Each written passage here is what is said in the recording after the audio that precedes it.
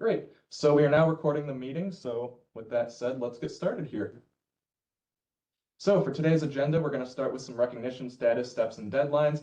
Basically, many of the things that you all should be aware of, having completed many of the steps of the org recognition process already. From there, we're going to go into policy notes and updates, cover the involvement fair, which you all should have gotten information details on emailed to you earlier this week. We're also going to go over some training and resources on some of the policies and other things such as Connect. And speaking of Connect, we're also going to go into some of the brand new changes and things with our brand new Connect website provider. So that'll be pretty exciting. And from there, we'll go with the next steps on what you can work on after this meeting.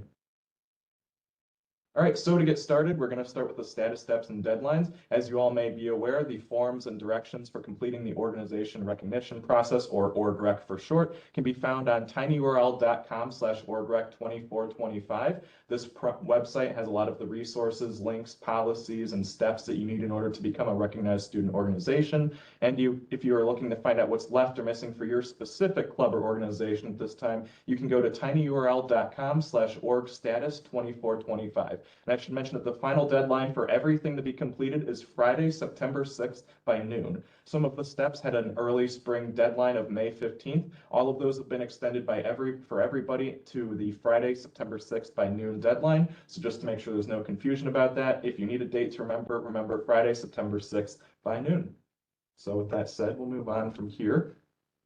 With that said, we've got a lot of rules that you do need to be aware of. Fortunately, we're not going to cover every single one of them today because we'd be here for a long time, but it is important to note that as the president of your organization, you are responsible for upholding and holding your members accountable to the many campus policies and expectations that are out there. Obviously, if you ever have questions, you can always reach out and we'll be happy to help guide you. Many of these policies can be found on Connect or the websites that we shared with you previously, and we'll go through a little bit there. But some of the frequently used policies that we believe are very important that you be aware of are the policies such as fundraising, sales and solicitation, food, tabling, posting, protest guidelines, the events and UC facility use policy, potluck, recognition, misconduct, anti-hazing, and youth protection and compliance. We're going to go into a few of those here, but again, it's very important that you take the time to be familiar with these, make sure that you and your organization follow them, because it's important that you follow the rules and don't unintentionally break anything. So as we discussed, where can you find the policies? Everything is in or linked on uw.edu/connect. Connect, or Connect 2 as it's now called, is our brand new website. It's been transitioned to a new website holder or website provider, so everything should be working a lot faster than it has in the past. It should work a lot nicer. One thing that I should note as you visit this link, if you've been using our previous if you've been using our previous Connect website and used the uw.edu/connect URL to get there, it's possible it may redirect you to the incorrect website. In order to fix this, all you have to do is go to your web browser settings and clear your cache. The old website should be taken down pretty soon, I believe. It was supposed to be taken down a little bit ago, but it seems like it needs a little bit more time. But regardless, everything is being transitioned over and we are no longer using the old website provider. If it helps you out, the old website provider was called Presence and this website provider is called Campus Groups. So from here on out, please be using the Campus Groups website for all of your needs and desires.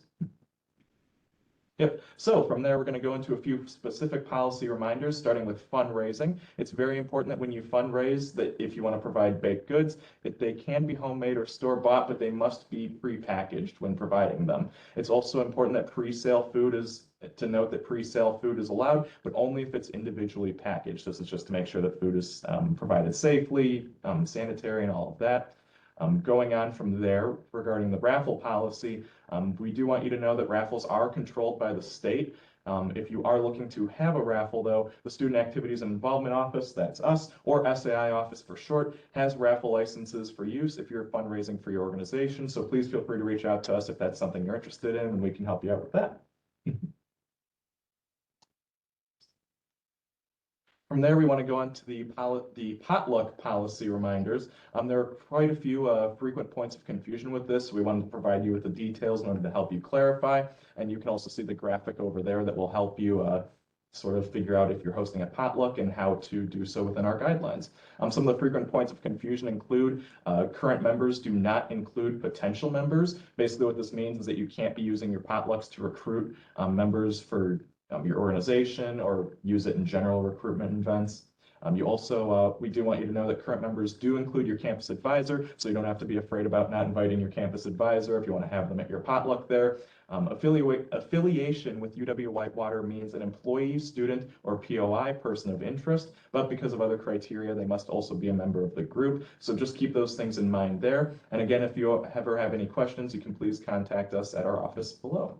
And again, you can see the graphic over there. It defines what a potluck is, and in order to host a potluck, you have to have every criteria that's listed there checked yes in order to be hosting a potluck. If you have one or more of the red no's, that means you are not hosting a potluck. So just to make sure that we're clear, if you are the yeses are, will food be prepared by current group members? Is your event free to all participants? Will those attending all be current members of your organization? Will those attending be affiliated with the university? And will you follow the health and safety guidelines as outlined at the link below? So again, if you mark yes to all of those, you are hosting a potluck and you do have to follow these guidelines that are listed here. So that's. And if you have no's at all, even one, that means a potluck is not an option for you and you need to go through campus catering if you're doing your event on campus. Yeah, thank you. So with that said, we're going to get into some of the campus catering policies. Regarding food, you do need to know when to use campus catering. Again, the potluck policy will help you determine if you're using a potluck. As Kim here said, if you're not doing a potluck, you may be needing to use campus catering. We do have this graphic on the right here, and I apologize if it's a little small for some of you to view on your screens, but this and the many other resources we're going over can be found on our website. So again, follow the links in the website in order to view these resources and determine what you need to do in order to follow the policies. Just to go through this with you here real quick, understanding if you need to use campus catering. Real quick right off the bat, as a recognized student organization, you will start through the top left and work your way down on the graphic. From there, you're going to ask yourself, am I hosting a public, open to anyone, or private members only event? Let's say you're doing this for a public event. If it's on campus, you must use university catering. If it is off campus, you can use a third party or off-campus food provider. If you're going back towards the top there, if your event is private, if it is private and off campus, you can use a third party off campus food provider. If it is on campus, you have to ask yourself if the food expenditure or donation value is more than $200. So basically what that means is if your food is worth over $200, or even if it's a donation, like let's say you got Domino's to provide you over $200 worth of pizza, if that is above $200, you must use university catering. If it is below $200, you can use that third-party off-campus food provider for your event. So when we say private, what we're really saying is if your members have a business meeting and you want to provide a snack or some pizza at that business meeting, it's really about your members getting together to make decisions and do the business that your org is supposed to do. If you want to have a pizza from Domino's or some chips and salsa from Cozumel or from Walmart, you can do that as long as you're staying under that $200 level. I think what's really important to note here is that only student organizations are given this exception to the rule, because the rule is actually no off-site food is allowed on campus for anything other than an individual bringing their personal lunch or breakfast with them. So this is an exception to the rule that's been granted to our student organizations when it is just for your members. It's a closed business purpose gathering of your group. And if you're not sure how it applies, what the rules are, you should come find us before you make the decision, before you purchase any of those foods, because of course we don't want you to have misconduct issues as an organization. So we want to prevent any consequences that might happen. Yeah, thank you. Also with that, the sales and solicitation policy, we want you to be aware of that. Basically what that means is that you can't compete with currently operating food vendors or the university dining on campus. So what this looks like is if you want to give away sodas, for example, in the university center, obviously Willie's also sells sodas alongside many other places on campus. Basically, you can't give those sodas away unless you bought it directly through campus catering. Again, basically, it's to make sure that you don't sell things that we're already selling here and have competing within ourselves. So yes.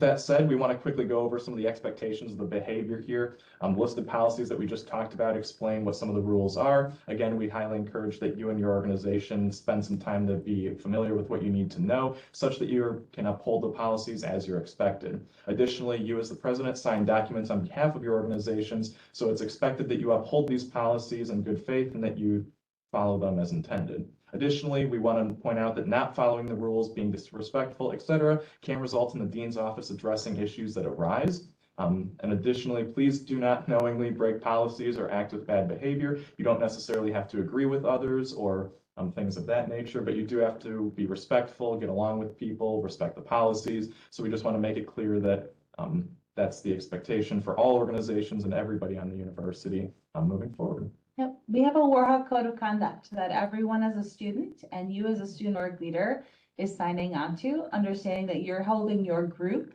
as well as yourself to a higher level of kindness and care of your fellow Warhawk. And so that's where this comes into play. As you look at these policies, you're not going to see in the posting policy, for example, where it says, don't destroy someone else's poster. However, from a misconduct policy standpoint, that's defacing other people's property, which is a violation. And while it may not be enough to kick you off campus, it certainly could become an issue.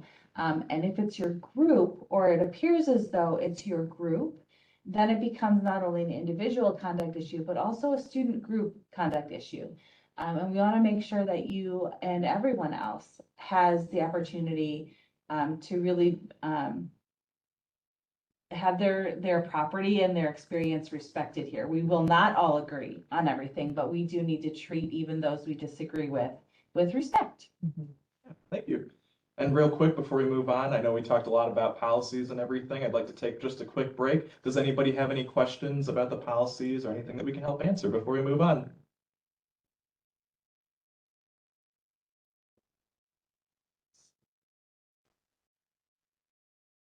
I'll give us a few more seconds if anybody wants to type anything in the chat, but so far it looks like we don't have any messages or questions. Remember that all these policies are available from the university's policy page, from the Student Org Leaders Guide, Yep. As links in the Connect to pages. So there's lots of places for you to find them. We also have hard copies in our office and staff that are ready to sit down and discuss anything with you that may apply to the work you're trying to accomplish. Yeah, thank you. All right, awesome. It looks like nobody has any questions, so with that, we'll move on. From here, we want to quickly go over some of the involvement fair information. You all should have gotten some emails or an email earlier this week on basically detailing the process for signing up. Just so you all are aware, the involvement fair is scheduled to happen this year, Wednesday, September 11th from 11 a.m. to 2 p.m. Check-in begins at 10 a.m. Basically what that means is you can check in order to start setting up your table so that you can hit the ground running at 11 a.m. If you would like to sign up for a table for your club or organization, please scan the QR code or click the link in the presentation there. This information can be found in the email or it can be found on our website as well.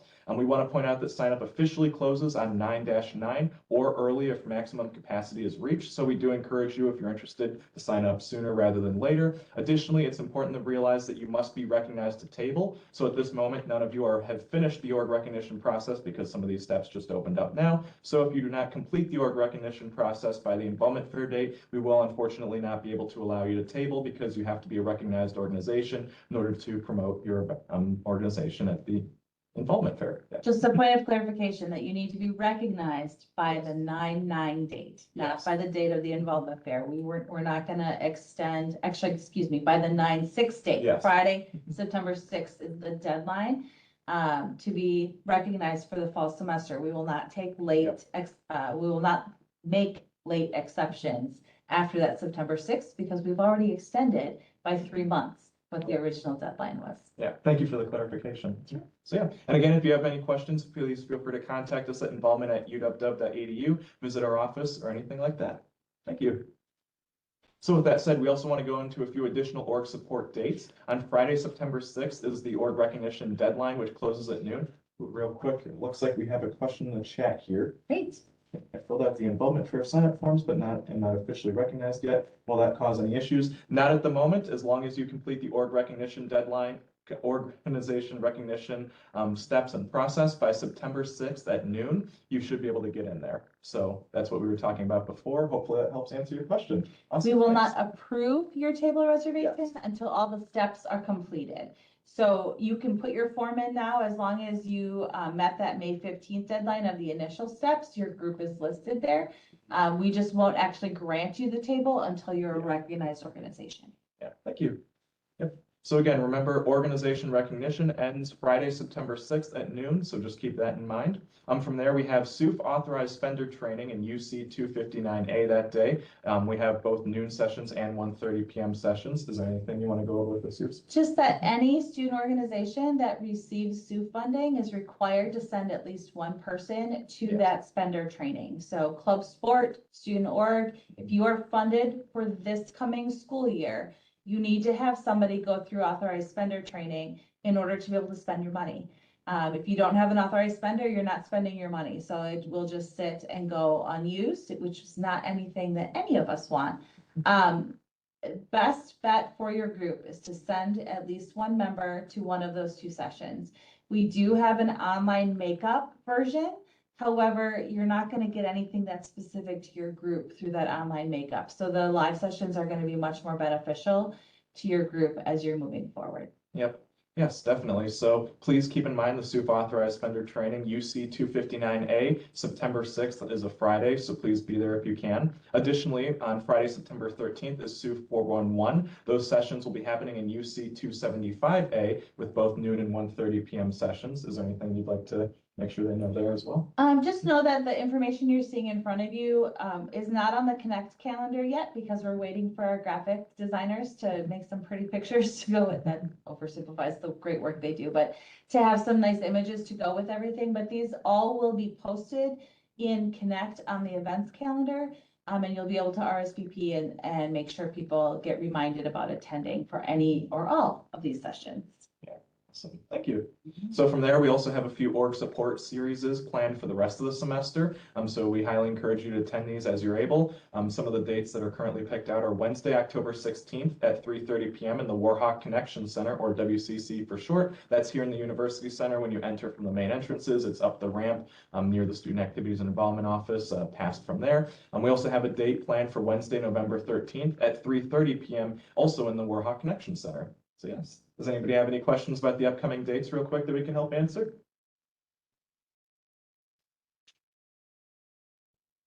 Not seeing anything in the chat, but again, as always, if you think of something that you're not thinking of now in the future, please always feel free to call our office, send us an email, or stop by in person. We'll be happy to help walk you through it. Right. That said, we'll move on here. Something that we do want to go over real quick is that if you have a member with a documented disability, we believe and want to help. We believe that it's important for everybody to be included. We want to make sure that we do what we can in order to help you do that yourselves. So basically what that means is that if you have a member that needs accommodations due to a disability, please contact Student Activities and Involvement, that's us, and or the Center for Students with Disabilities, or CSD for short, and we can see what we can do to help you out. Oftentimes we can help pay for the added expenses through the SUF ADA account. And again, you can see our phone numbers down there. You're always welcome to visit our offices, send us messages, and we'll do what we can in order to help you ensure that everybody in your organization can attend your events and be a part of your groups. So yeah. Awesome. From there, we're going to start getting into a little bit of the brand new Connect 2 resources. Real quick, if you're able, we highly encourage you to go to your phone's app store and download the brand new UW Connect 2 app. Basically, this is the exact same thing that's on the website on your phone. It runs really smoothly.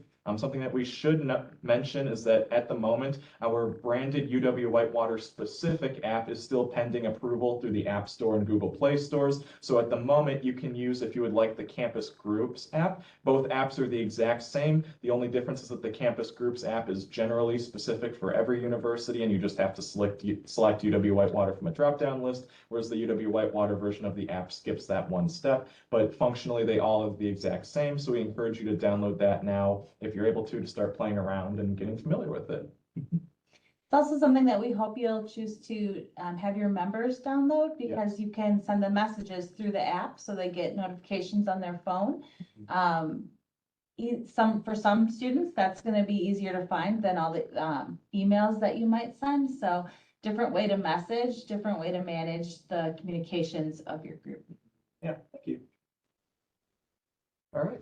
With that said, we're going to go over some of the Connect to resources from the web browser version. Again, everything that's shown here is the exact same and can be found in the mobile version. There are no material differences aside from layout and how it looks slightly differently, but these are what it looks like there. So again, you can use either of the two links. You can use the uw.edu/connect link, or you can use uw.campusgroups.com in order to take you to Connect to. Again, as I talked about earlier, if you use uw.edu/connect and the website does not look like the one that's currently displayed on the slide here, that's because the cache is sending you to the old outdated website. Again, if that's the case, please go into your browser settings and clear the cache in order for it to take you to the correct website from there. Or if you want, you can just use the bottom link there and that will definitely take you to the website there. So that said, and again, we highly encourage you to follow along on your own laptop or phone as able, so that way you can start playing around with it yourself and get a feel for how things work as we show you a lot as well. Awesome. So real quick, we're going to go over some of the admin dashboard settings here. Again, using the link. When you're brought to the home page, if you click on the top area with the little people icon, you can search for your group and other groups there. As an admin, you should be able to go in and be able to edit many of the features that we're going to talk about shortly here. And again, if anybody thinks we're going too fast or you'd like us to help you out through this process, please feel free to shout out so that way we can help you catch up and help show you around. Within this page, there are many widgets at the bottom throughout your organization's webpage. And one of these is the events, adding events to your calendar. We highly encourage that everybody add as many events as you can there, so that way everybody throughout the university can see what you've got planned, and it will also help you track attendance and other things that we'll go through shortly here as well. Dave, you want to point out the join links and flyers that are up on the right-hand side? I'm not sure that we have that planned elsewhere, but I think it's important to know. I can pull that up on the actual website if you think Sure. that would be best. Yep. So real quick, I'm going to take us to the actual website here and do a quick little demo for everybody. Let's see here. Yep. Move that out of the way. So we will go to the University Center. As Dave is plugging that in, I want to point out just a couple of things that I think Yeah. are helpful. The first one is take the time to build your profile. Yep. It's probably a 2-minute thing. We're encouraging every student to do this, and we've built a number of planned events to help our new students and our newer students to be invited to download the app and to be a part of the system. If your profile has your picture or your favorite cat or your favorite cartoon character, like something that says something about you, it's going to make the system look more live and inviting. But it also asks questions about your interests. Do you like, what sports do you like? What do you hope to do with your career path?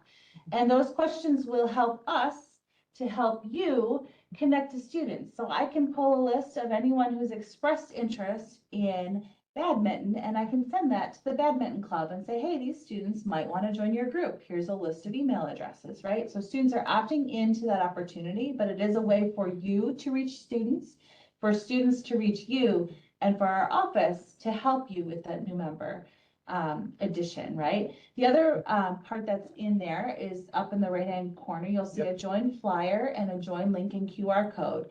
If you share those with potential new members, you click the other one, they can see more actively what it looks like. That QR code and that URL will take people right to the join page for your group. So it's unique to you. And so if you're standing at the involvement fair and they take a picture of that QR code and go through the system, they are now on your roster. So now you can email them, you can message them through push notifications, you can make sure they know about when your next practice or meeting or event is. So super easy ways for people to use technology to their advantage. Yeah, awesome, thank you. So with that said, we're going to go through some of the features here. And as always, if I forget something, please feel free to jump in. We're a team. Yep. Let's see here. So first off, we'll start with the settings here of your organization. Again, right now we're going through the University Center's page, so you can look at this as somewhat of an example if you'd like to copy for your own. There's lots of information that you can update within the group settings here. You can have basics, contact information, privacy settings, memberships, payments, social networks, if you want to link your social networks. Basically, there's a lot of things here that you can use in order to reflect on how your web page is shown not only to your internal members, but to the external community as well. As Kim said, this is a great way to make sure that your page is up to date and showing what you want it to, especially as you table it such as the involvement fair, recruit members, and recruit members through other means. Yes. Are there any settings that you Just note that we did not pay for, nor go through the process to have a payment gateway connected to the system. So there is no way to take payments that, for example, go right to your student faculty account in the cashier's office, or go right to another, your SUFAC account if you're SU funded. So that's not an option. But when you're doing RSVPs to events, you can put in a Venmo link or a Cash App link that's going to take somebody to an offsite location if you have that set up for your student group or through a member of your student group. So you can take payments kind of through the system, right? You can link people to be able to take that payment in. We had a question. So if you don't have admin rights, there's, all we need to do is give that to you, and we will do that before you leave today. So please do not leave without having that admin. We got most people in, but we missed a few. And then there's some turnover in officers that might impact it as well. Yeah. Awesome. Thank you. From there, go back here. Just click the dashboard. Oh yeah, thanks. Yep, so settings, there are many other tabs here as well. As you can see, there are things such as, let's go through surveys and forms here. The surveys and forms, as it explains, can be used to gather information. So perhaps if you want to receive feedback from an event you ran, or get some other feedback, such as decisions you want to make as a group, these are great ways to do that and send it out to the community at large, your own organization, and things of that nature there. Going back to the dashboard here, we talked about events again. As we discussed earlier, this is where you can plan your events and show it off to the community. There are many different ways that you can alter and edit this. Perhaps you want to have an only internal event be visible to internal members. That is something you can do. You can also use this to market and showcase events coming up to the community at large. So there are many different uses and ways that you can use the events tab in order to show both the community and your internal members that can be useful for planning out in the future. The events tool has an amazing number of options in it, even to the point where you can have people sign up for time slots. So for example, if you want to build an event that's for your members, that is work the involvement fair table, you could have time slots and they could sign up for the time slot that they would like to work. So you would know who's missing, right? So it's kind of taking Sign Up Genius or other sign up kinds of activities and building it right into the calendar here. You can do RSVPs. As I mentioned, you can do payments. You can ask additional questions. So for example, when you signed up for today's event, you told us who you were and which org you're from. So we know which orgs are represented today without having extra steps. And then of course, events are great for promotion, but events are also good for managing attendance, which is the other piece to this particular section. Yeah. Do you want to take a look at the attendance function a little bit? Yep. Should we go into UC employment? Yeah, I think that's a good one. Perfect. Yep. So just make sure we don't give away any. Yeah, you're fine. Yep, None of the tags here will show anything. Yeah. So as you can see, this is what it looks like from the admin dashboard sign here. For this event, we can see that Kim right here has both checked in and checked out to this event. Using this, you can use a lot of different resources and tools in order to monitor who attended your event, who checked in, who checked out. Additionally, if you scroll up, you can check in attendees in multiple different ways as well. You can track attendance with a computer here. So for example, you can take the name of people here. You can see how many people have checked in the top left, how many people RSVP'd in the door. This is a great way to monitor and check people in if you have a laptop setting enabled. I should mention we don't have a card reader at the moment, I believe. Yeah, I'm just waiting to see if it's something people are interested in, because I think the QR code is easy enough. I don't really think people are going to want the card swipe option. But if you're interested in that, please let us know, because I can look into purchasing some that student groups could check out. Yeah, nice. Additionally, going back to check-in attendees, you can also use the self-check-in QR code. Using the QR code there, you can have people check in. You can also refresh it every 30 seconds if you don't want people to share it around and sign people in who aren't supposed to or something like that. So that's a great way to use that as well. And then last but not least, when checking in people, you can use a self-check-in kiosk. This is basically useful if you just want to leave a computer there and have people sign in themselves.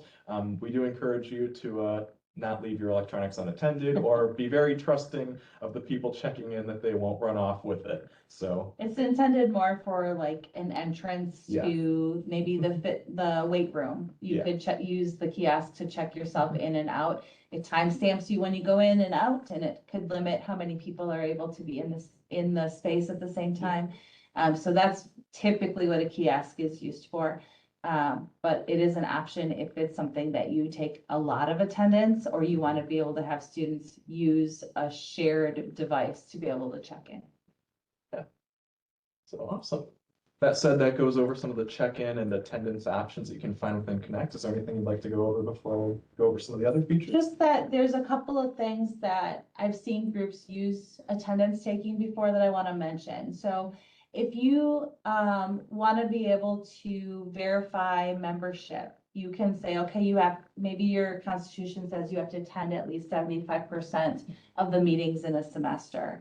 And this is a way to track that, right? So you can even assign tasks so that as soon as they've attended enough meetings, it will automatically tag those students saying that they've fulfilled that membership requirement. Or maybe it's granting points or the ability to run for office based on how long they've been a part of your group. You can send automated surveys to get feedback from those who are coming to your events. You can see who came that was not already a member, and then invite them to join your roster so that they become members. So there's lots of different ways you can use attendance. It also helps you paint a picture of who's choosing to be involved. So if you are, I'm not sure who's here today, let's say you're the flute club and you go before SUPAC to ask for money, and the committee says, well, how many of your members are music majors and how many aren't? By knowing who's coming to your events, by knowing who's joined your group, you can speak to that, right? You can say, well, 50% of them are music majors with a flute emphasis, and the rest of them are from everywhere else on campus, and you have proof that you are in fact open to all students. So that data really can drive a lot of other decisions and a lot of support that's available to your groups, given different circumstances. Thank you. Right, going back to the dashboard here, we'll go over a few other features that you can use within Connect as well.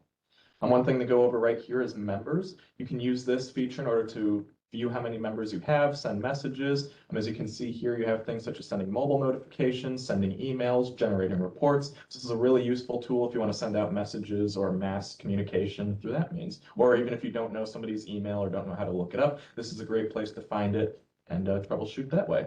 There are also different settings here, so you can look up current members, past members, contacts that can help with archiving information if that's something that you and your group are interested in, and what types of students they are, if that's stuff that you're interested in as well, your graduation. That one we don't really use because it's not a requirement, Yep. but it is in the system. Yep.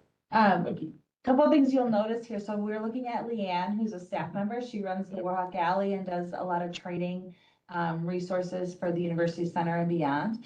So you can see a lot about her here very quickly, even to the point where you can see with the Apple that she uses an iPhone, right? So it helps us a little bit with our messaging or troubleshooting if there's problems. So you can see that she's a member, that she's currently a member. You can give them a date when their position or term ends. You can change them from member to contacts. So contacts could be community members, contacts could be alumni, contacts could be people who haven't paid their dues yet, but they're still in your list. So you can still communicate with them through the system. You can also give people tags, and tags are a great way to be able to sort the people you're sending things to. So you could tag people as officers, you could tag them as new members, you could tag them as alumni. In this case, we tagged them as students or staff. We tagged them in the departments that they work. You could tag them as those who've earned recognition, those who've been a part of your group for more than a year. You can tag them in a 1,000 different ways. And it's super easy to do. You literally click edit member tags, and you add a new tag, and then it's available for all the other people in your group. You can contact them from here. You can give them officer rights, which is all the way over on the right. By clicking that button, they now have admin rights to manage your group for you. So no more going in and giving them individual access, although we can limit if there are cases for that. But you don't have to ask us to give people officer rights. You can make everybody an officer if you want. So that means they'll be able to manage all the tools for your group in the system. Should we take a look at maybe the officer tool next? Yes. Back to the dashboard here. Officers. Yep. So very similar, but what I wanted to make sure we point out, I'm sorry, Dave, I talked a thank you. lot. No, please go ahead. So here you can see the check boxes down about the middle, so you can say they're active, you can deactivate them here. If you want them to be the main contact, so the email and contact person from the main page, if a student is just looking at your information, you click that box. If you want their position or them to be listed publicly, so it shows that that's who the president is, you can do that. In the middle, you'll see position, custom position, and role. Position, those are static ones that are assigned to all campus groups. So every campus group has access to those. But you can also build custom positions. So if you have a VP of finance and a VP of marketing and right, some of our groups have multiple vice presidents or co-presidents. You can add additional custom positions that are only for your group, but help you again to manage and give those titles and that credit to those students.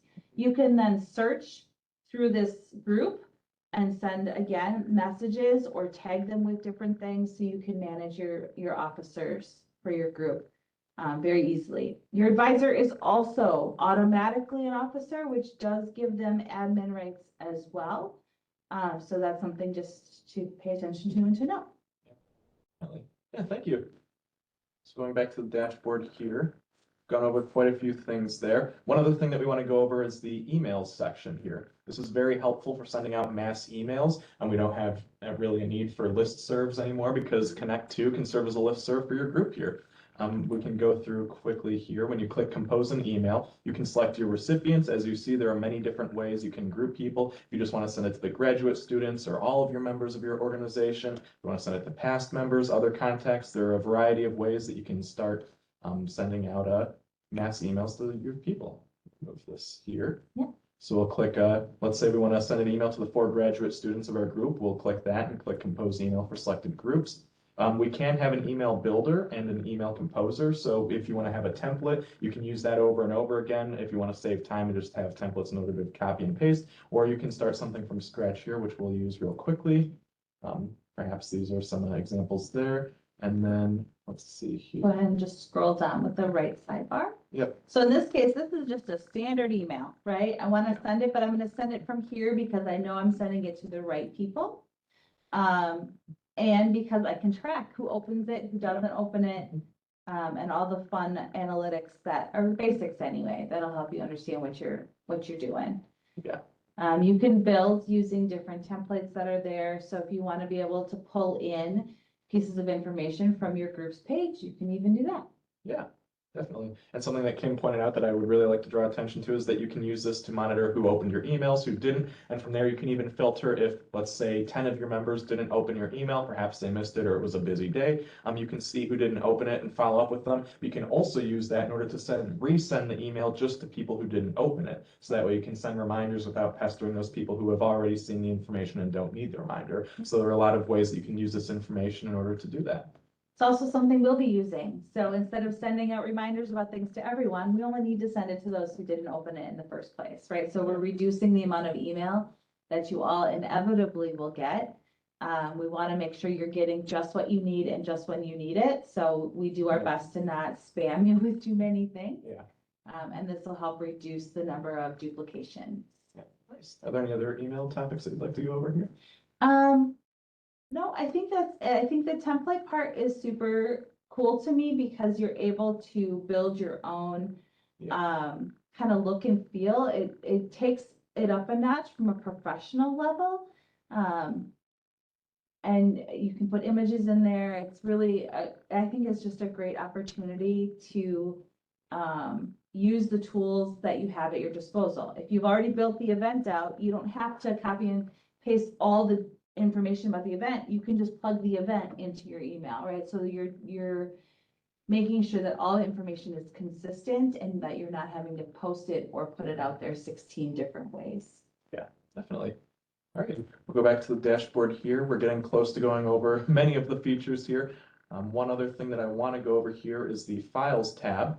Or Files page. From here, you can organize and upload many different files for your organization. This is really important for archiving and passing along the files that you have in the future. I hope none of you have experienced this, but it can be annoying when past members don't leave you files such as constitutions, graphics, things of that nature to be shared with future members. So this is a great way to make sure that files are archived and accessible, easily accessible for everyone for years to come and in the moment. So we highly encourage that you upload your documents such as, well, you will have to upload some of these in one of the upcoming steps, but keep your constitutions here, graphics, other things that are needed for your organization such that it's all in one place and it can be both shared and both publicly and privately communicated with the group. There's a limit of 2 gig of file space per organization. So that's something to keep in mind, although 2 gig is a pretty large amount for most of what we would post. There's one other tool that I just want to mention, and that's the money tool. So important that if you are looking to apply for STU funding or reapply, or if you are a currently funded group, the money tools will be used to communicate with you what your balances are. But it'll also be used for the requesting process of requesting an allocation or contingency funds. So as an officer, you will have access to view this information and be able to stay up to date with where your balances are.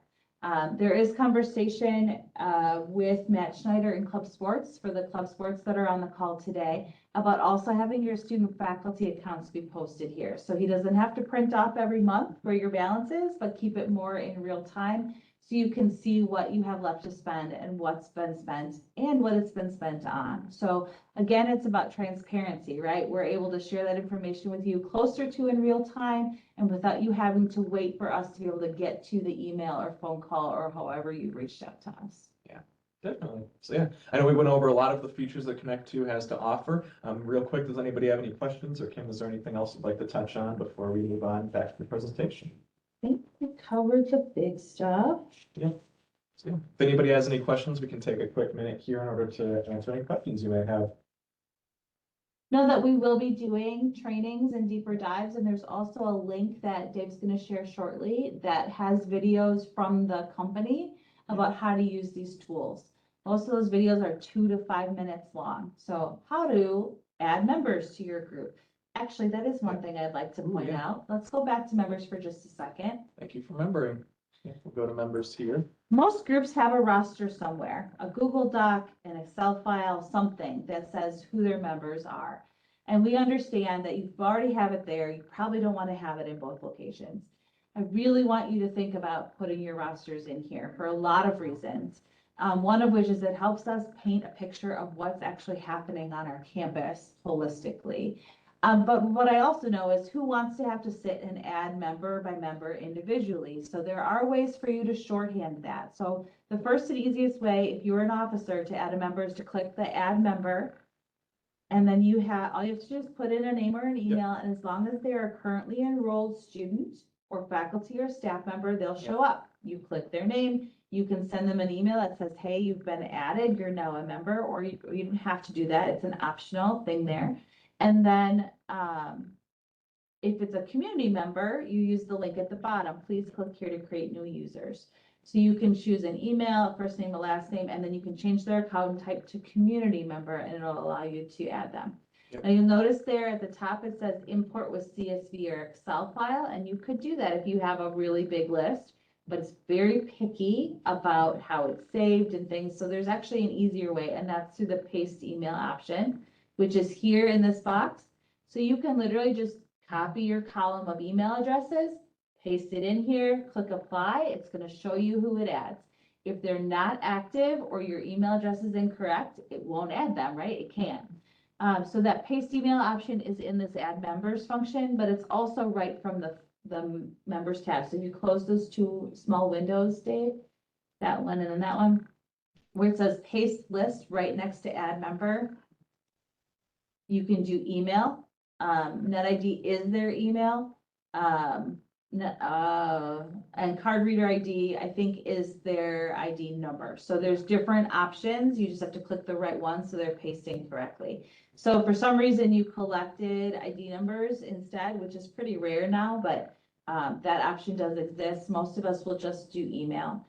Email does need to have the @UWW, but NetID would not, right? So either way, you have a way to very quickly add your members.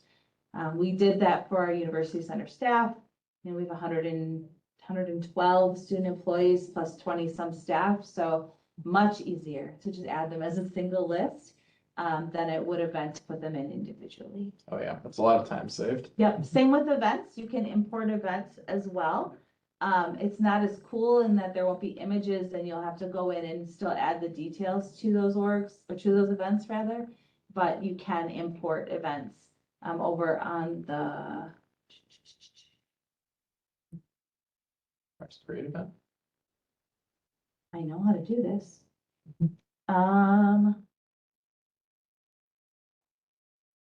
Maybe that's an admin. Go ahead and click create event. Yep. That's the whole long form. Yep. One thing I do want to mention here, I guess the uploading events is an admin thing. So if you have a lot of events, you should come see me because we can upload them as an Excel file. When you're building out an event on here, what you're going to see very quickly is there's a ton of questions, most of which you don't even need to answer. But if generally speaking, most of your things are going to be hosted by the same group, be at the same location, or be the same type of event, things like that, you can just save your event as a template for your group. And then that template will be able to be used for everything else. So then you just have to go in and change the pieces that need to be changed. So if it's always going to be open to all students, it's always going to be, or almost always going to be in Highland 1303, then build a template, which is just building the event and saving it as a template. And then you'll have that template for any future events. Unlike our last system, you can do recurring events as well. So you can pick that. We meet every Monday at 7 o'clock in UC 259, and it will allow you to just build one event that has that date or those multiple dates with that location. So you don't have to do individual events for each meeting or each thing that you're doing. Yeah, thank you. So again, I know we went over a lot of Connect 2 resources. Yep, there's even more beyond what we talked about. So again, we highly encourage you to take some time, whether it's on your phone or on your computer, to start playing around with things. Obviously, you'll have to get your group set up as a part of the organization recognition process, but beyond just the required steps, we do really encourage you to take the time to flush out your account, both for your personal self and your group's account. So that way everything looks nice, is easy to use, easily accessible, and can be best accessed by the community and hopefully help boost your club's attendance and enjoyment. So yeah, real quick again, before we go back to the presentation, does anybody have any questions that they'd like to ask us? Keep an eye on the chat here for a few seconds too, in case anybody has any. And again, I know this is a lot of information we're throwing at you. If you ever have any questions, please feel free to email our office or come stop by in person or give us a call and we'll be happy to walk you through it. One of the things you can see on the screen that we're sharing with you right now is a question mark at the bottom right corner. Yep. So if you're not sure about something that's in there, you can enter a question and send it to us. It comes to the involvement staff, Dave and myself, Yep. Liv, and some student employees that are interns in this area. We will get you the help that you need, whether it's a video resource from Connect or from Campus Groups, the parent company, or if it's help from us directly. So that question mark gets you right to us with any questions that you have.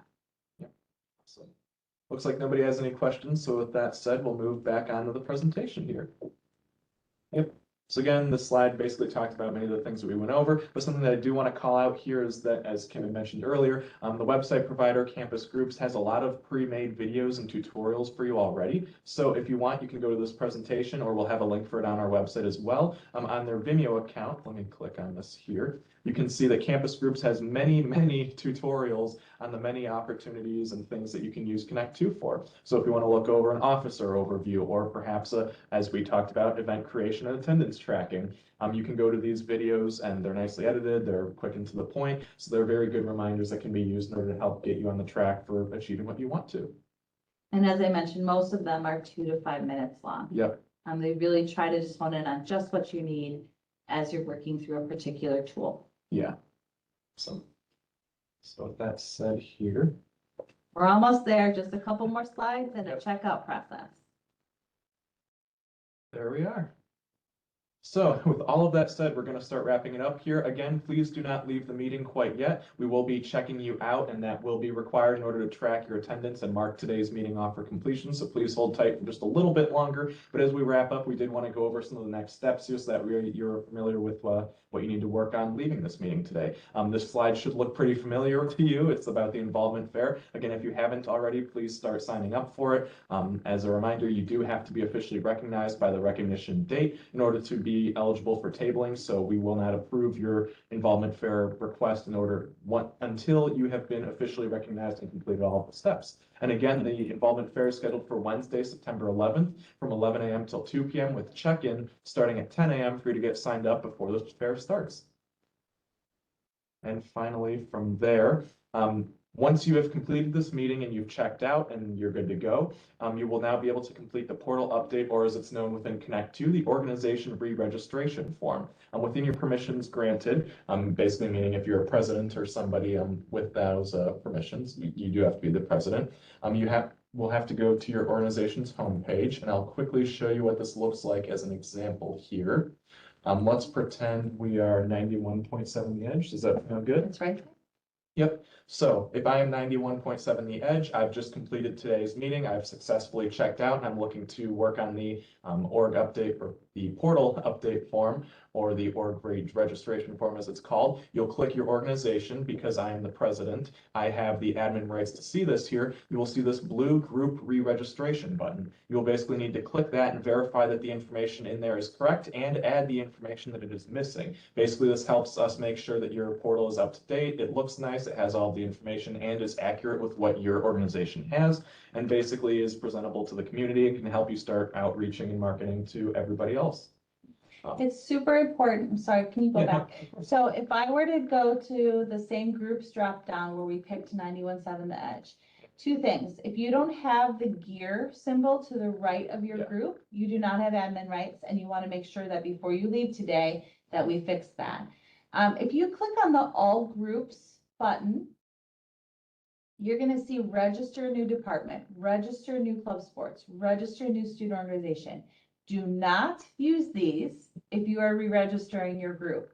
If you do that, what you're doing is creating more than one page in the system, and we will deny it. We will have to send it back to you so that you go through the re-reg process. The re-registration already has a lot of info filled in for you, so it's going to be shorter, but it also means that your roster carries over, your documents carry over, all the resources are in a single location. Which is going to make everything a lot cleaner as it relates to publicizing your organization, managing the group, making sure things get connected in the right way and to the right things. Yeah. So with that said, we'll go back here. These are the brief instructions if you would like a reminder for how to do that there. If it helps you, something that we've created is using the materials that you submitted for the org update form, the form that was due by May 15th. We've created these folders here with all of the documents that you uploaded. So while in theory, we hope that you still have access to what you uploaded months ago, if it's not as easy for you to access, or you perhaps have a new computer or something like that, you can use these tiny URLs here in order to get both the graphic submissions and constitution submissions that we received from you. So these are things that you will need when completing the re-registration form, and hopefully this will help make it easier for you. Something that we should note is that we did not change the file names you submitted. So if you typed in a name that isn't something that comes to mind, you may have to scroll a little bit to find it. Again, you are not required to use these, but if your constitution was accepted and approved, we do highly recommend that you use the correct constitution, because then we will have to send it back if the constitution is incorrect, or if it's missing some of the details down below. But these are good ways to make sure that that's accurate. Something I should also note is that if we had to send back your form or you sent it multiple times, it is possible that you may have multiple submissions, so duplicate copies or two versions of a constitution, for example. So please just triple check that what you're clicking on is accurate and what you want to be displayed.